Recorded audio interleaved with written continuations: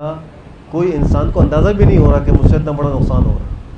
امام مالک رحمہ اللہ فرماتے ہیں ان سنت مثل سفینۃ نوح من رکبها نجا ومن تخلف عنها غرق۔ سنت کی مثال تو حضرت نوح علیہ السلام کی کشتی کی طرح ہے، جو اس کشتی میں سوار ہو گیا بچ گیا، اور جو اس سے نیچے رہ گیا وہ طوفان میں غرق ہو گیا۔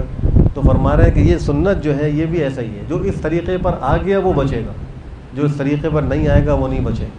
حضرت حذیفہ ابن الیمان کا مشہور قصہ ہے، وہ رومیوں کے پاس گئے، اس زمانے کی سپر پاور تھی اور ان سے مذاکرات تھے، کھانے کے لیے ساتھ بیٹھے تو کھانے کی ایک سنت کا معاملہ آیا، انہوں نے عجیب و غریب جملہ ارشاد فرمایا، وہ یہ کہ کھاتے وقت ایک لقمہ نیچے گر گیا۔ پیغمبر کا طریقہ یہ ہے کہ اگر کھاتے وقت لقمہ نیچے گر جائے تو اس کو اٹھا کر صاف کر کے جھاڑ کر مضر چیز کو دور کر کے برکے چیز کو کھا لیا جائے۔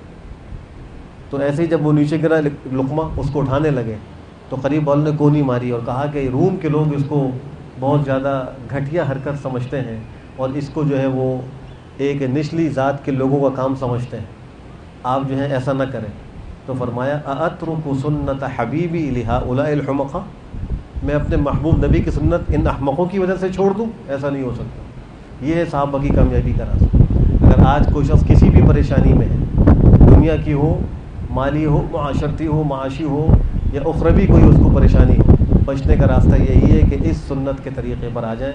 اللہ مجھے بھی اور آپ کو بھی عمل کی توفیق نصیب فرمائے۔ الحمدللہ رب العالمین۔